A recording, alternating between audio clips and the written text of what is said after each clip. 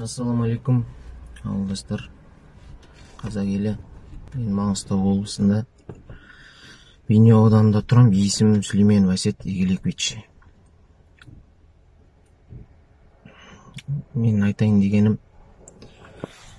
мына жерде міне Маңғыстау облысы Бейнеу ауданында мынандай букмекерский контора Лото клуб дейтін бар. Бұл енді қалай болғанда да ішіндегі ойындары заңсыз. Мен қазір осы лотоны өртейм.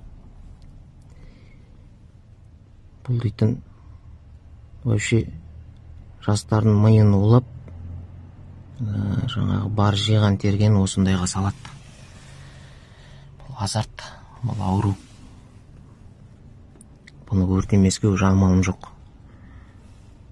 Мен ақ сотталып кетейін, мен ақ өліп кете қойын, мен ақ өртем кете қойын, сонымен қосып. Но бірақ қазір өртейм.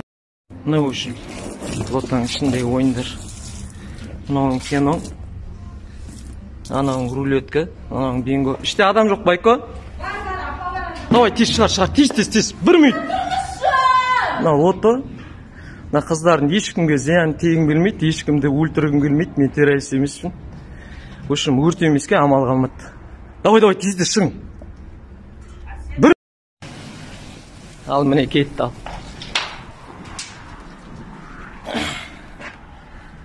Мынау лото міне. Өртенді болды, кетсін. Мен ақ сотталайын. Мен ақ кетейін. Міне кетті, лото өртенді.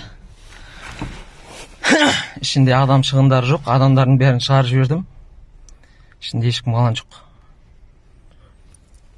Ал давай аман болайық жеттер.